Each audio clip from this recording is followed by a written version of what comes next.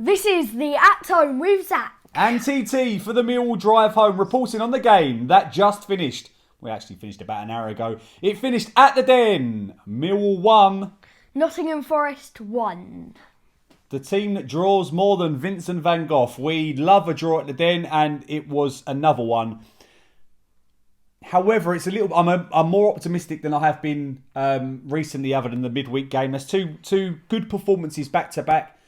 Obviously unchanged, 4-4-2 again, and we probably deserve to nick the win if we're truthfully honest. Nottingham Forest had one shot on target and scored with it. We put them under a lot more pressure than they put us under. We just didn't show the quality in the final third, and that's what Gary Rowett will say again, and it's becoming a little bit of a recurring record. But if you put in performances like that, as fans, we're not as disappointed as we certainly were against Middlesbrough. Yeah. We started off with 4-4-2 formation, completely unchanged lineup from the team that played Bristol City in midweek, which I was a little bit surprised about, but I'm not going to argue against it. And man for man, I felt that we matched Nottingham Forest really well.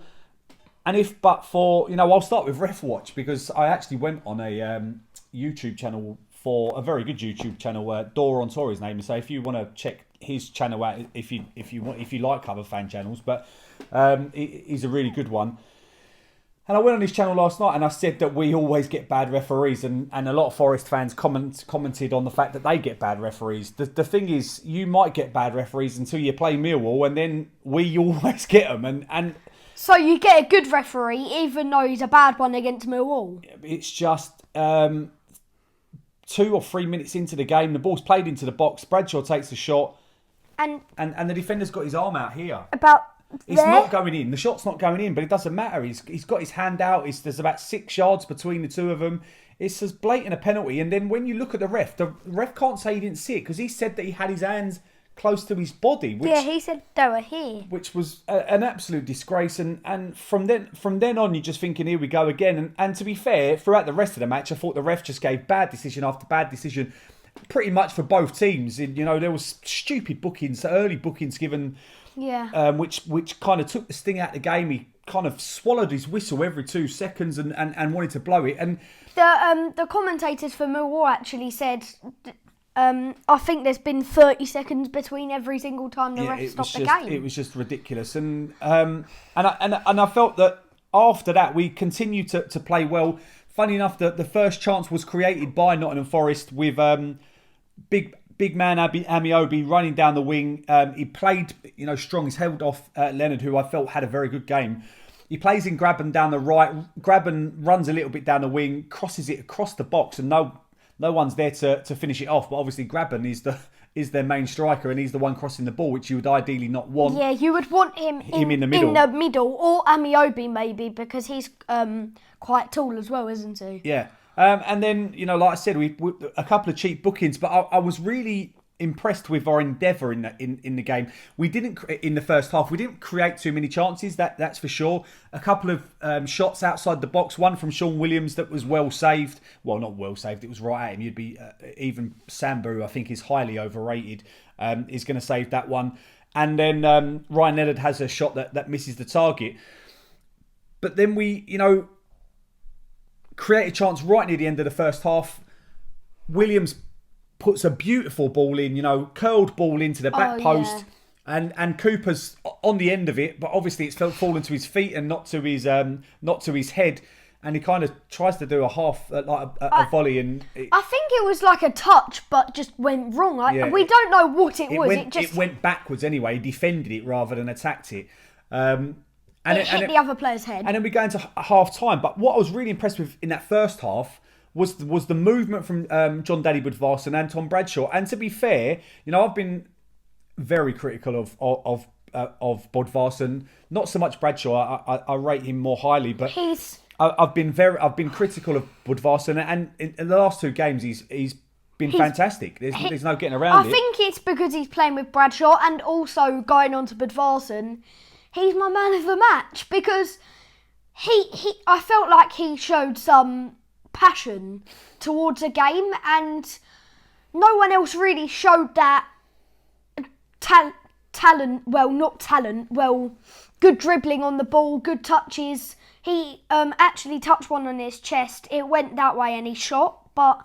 I felt like I agree with Zac. I felt like he did well. My man of the match was actually Ryan Leonard, but I'll go into that in a second. So second half starts. Great work, like I said, from the front two.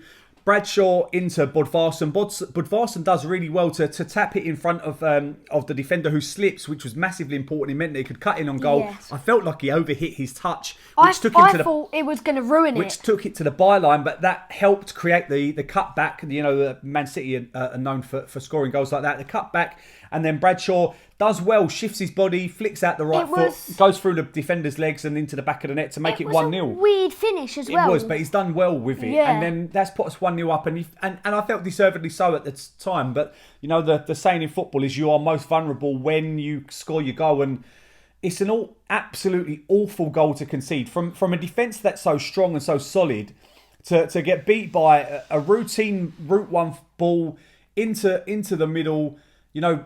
Ironically, Lewis Grabban miscontrols it. You know, if he controls it, then the chance is gone. But he doesn't. You know, he doesn't get hold of it. It goes right through him. I think he flicked it on, didn't he? No, he might have just touched it, but it was part of a miscontrol because he was trying to bring the ball down. It goes between Hutch and Cooper. Hutchinson kind of looks like he's going to swing a foot at it. He doesn't. It lands at the Forest's winger, and he just kind of finishes the ball. It was a little chip. Yeah, he finishes the ball all right, to be fair, and he makes it 1-1, and I was absolutely gutted from that situation. Because me and my dad, we were celebrating like mad when we scored. We were 1-0 ahead, and we were pumped. But when they scored that goal, we were just... The commentator even said it was a Route 1 goal as soon as my dad wrote it down on his little notes that he puts. Yeah, and he copied me afterwards. But then we kept going. We kept trying to attack. And virtually straight after that, about 5 minutes afterwards, J-Bod does really well on the edge of the box. Sees a fantastic pass into Jed Wallace. And you just think, Jed, put your foot through it. Absolutely smashed the granny out of it. He doesn't. He kind of tries to play a ball into Bradshaw at the far post, but the ball's never on, and it kind of was a shot trickles ball, out. Weren't it? It was, but he's just got to put his. I know he'll beat himself up about it because he's got such high standards.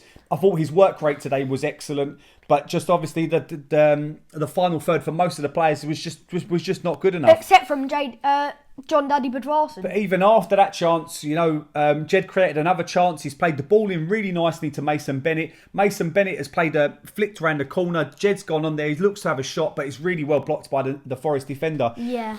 Forest had a couple of, you know, balls into the box late doors, but there was no real chance. I felt that, you know, I was really disappointed with Lyle Taylor when he came on. I thought he was going to try and make a difference to the game, but he did absolutely nothing. We're lucky that he didn't get a penalty because... last night when he was actually doing the stream on that other YouTube channel, he said if Taylor gets a penalty and he walked up to it... Yeah, I'd go to the den and try and kick him out of it because it would have sent me mental. But obviously, I felt what we're doing well at the moment. We're playing 4-4-2. Yes, we're going to be more vulnerable at the back, but the midfield four and the attackers are going forward. So when we do play the ball up to... I felt that Bradshaw and Bodvarsson were winning many balls in the air, but they were also running off of them. So it meant that we were winning those second balls. Also, Williams and Leonard on the edge of the box, willing to pick up those knock-ons and flick-ons. And that makes so much of a difference when they're pushing so far forward. Leonard knows that he can have a shot as well because he's got some power in his shots. And people have said, obviously, and that Williams hasn't done that. So that obviously that's come from Gary Rowett. And I expect Woods will be doing the same. You know, Woods will push further forward, which will, you know, I really want to see that because I think that he is very creative. And it will be interesting to see how he plays in that 4-4-2 formation.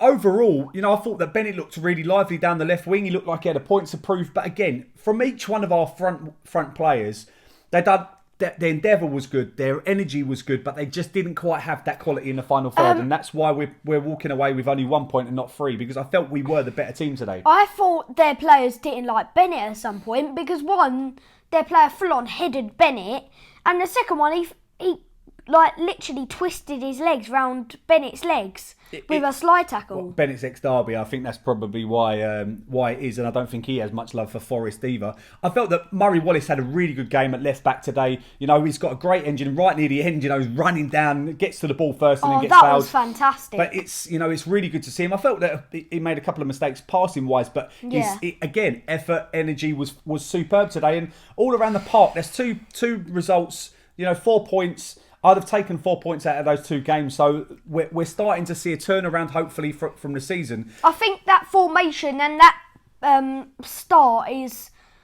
working at the moment. Although we're going to, we've got some really good teams coming up with a lot of pace, so I wouldn't be surprised if we do revert back to the 5 at the back or the 3-5 or the 3 with the 2 wing backs, but we'll see how it goes. We'll see what they do. We now want to wish you all a Merry Christmas. Thank you very much for watching the Millwall Drive Home.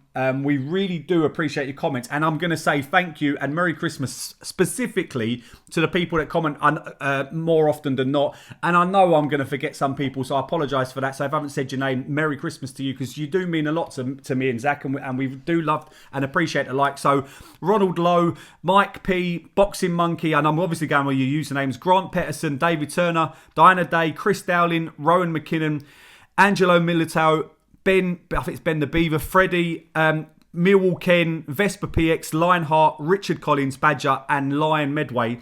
You all comment nearly every single time, and it's really appreciated. For those of you that I didn't mention, Merry Christmas to you all. There's only one way we can finish it. We're obviously going to play on Boxing Day again, but 4 points from 6 on the best Millwall channel on YouTube. No one likes us. We don't care.